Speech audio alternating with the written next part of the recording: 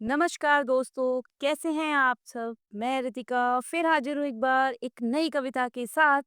और आज की कविता का टाइटल है परिवर्तन, बदलाव, चेंज।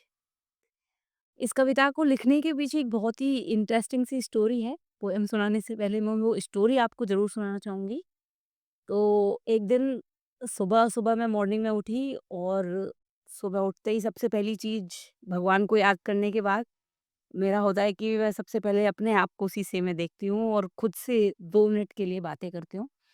तो उस रात जब मैं सोई थी तो किसी बात से बहुत ज़्यादा अपसेट थी, तो लगभग सोने से पहले बहुत ज़्यादा रोई थी और शायद रोते-रोते कब सो गई मुझे नहीं पता।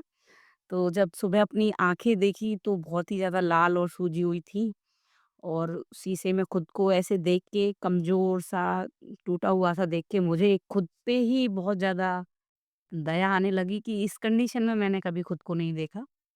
तो अचानक से मैं खुद से बातें करते हुए अचानक से ये लाइन आ गई, इट्स ओके तुम अभी अ, सैक्रिफाइसेस दे रही हो बट ये एक दिन तुम्हारे अंदर चेंज लाएगा। तो अचानक से ये लाइन माइंड में स्टक कर गई कि परिवर्तन बदला बलिदान माँगता है। तो पता नहीं अचानक से परिवर्तन बलिदान माँगता है और बस उस टाइम से मैंने अपना डेली रूटीन फ़ॉलो किया, ऑफ़िस गई बट पूरे दिन माइंड में सिर्फ़ यही लाइन गूँजती रही, परिवर्तन बलिदान माँगता है। आई डोंट नो क्यों? लेकिन फिर मैंने इस पे सोचना शुरू किया और वाक़ई में फिर जब हम ऐसा सोचते हैं, अक्सर मेरे साथ तो ऐसा होता है, आप लोगों के साथ होता है या नहीं? जैसा सोचते हैं उसी से सेम रिलेटेड चीज़ें हमारे फ़ेसबुक फ़ीड पे या यूट्यूब पे मिलने लगती है। तो अचानक से मैंने देखा तो मुझे फ़ेसबुक पर 2 रील्स मिली।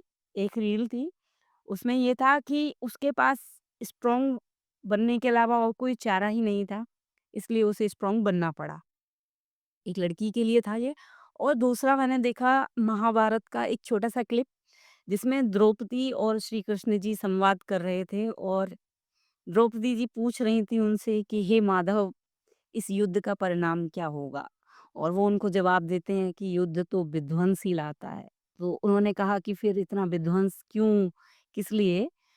ओ ऐसा उनका कन्वर्सेशन था, तो बस वो पोएम माइंड में हिट कर गई और मैं लिखने की बहुत कोशिश कर रही थी बट नहीं लिख पाई उस टाइम पे पोएम, मुझे टाइम ही नहीं मिला। बट माइंड बार-बार उसी जगह जा रहा था कि बस लिखना है इसको। और अचानक से मैंने सोचना शुरू किया, आखिर कौन-कौन सी चीज़ परिवर्तित हो चुकी हैं बहुत सारे सैक्रिफाइसेस के बाद। तो बस लिख दी ये पोएम फाइनली आज मैंने।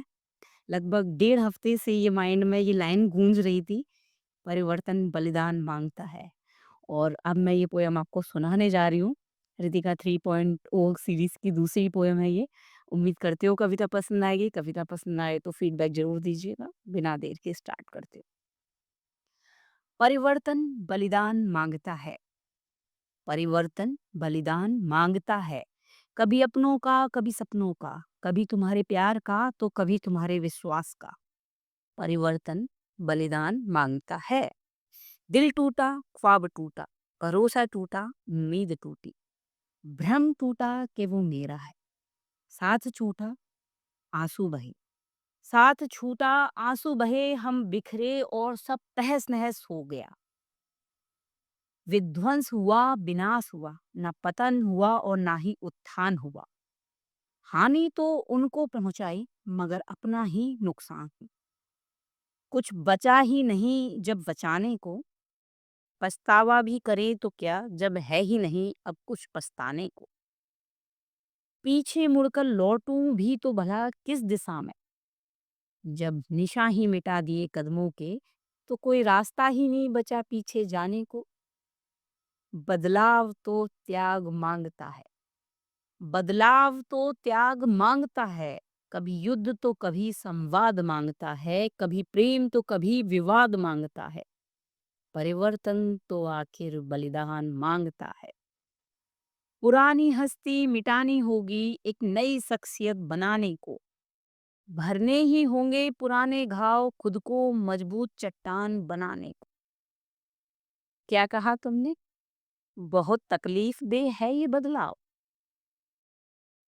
मेरे अतीत का बलिदान मांगता है, मैं नहीं दे पाऊंगा। पूछना कभी उस तितली से उसके दर्द का राज।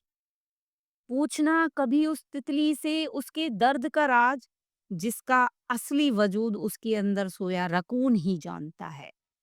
परिवर्तन तो बदलाव मांगता। दर्द ना हो तो सुकून की कीमत कहाँ समझ आएगी। दर्द ना हो तो सुकून की कीमत कहाँ समझ आएगी।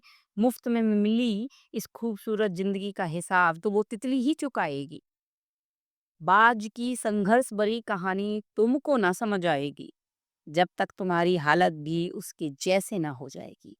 ओके, बाज के बारे में एक बहुत ही इंटरेस्टिंग कहानी है।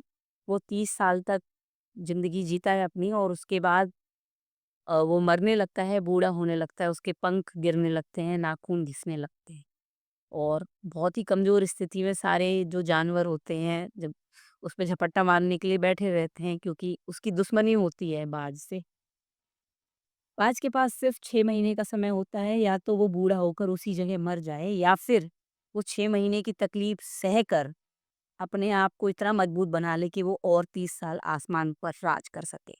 तो बाज ये तकलीफ भरा रास्ता चुनता है, अपने पंख खुद नोचता है, अपने नाखून खुद नोचता है, जानवरों से बचाता है खुद को, जंगलों में अकेले कहीं पड़ा रहता है 6 महीने तक, और उसके बाद 6 महीने की इस तकलीफ के बाद उसका एक पुनर्जन्म हो जाता है, और वो अगले 30 साल तक फिर आसमान में राज करता है।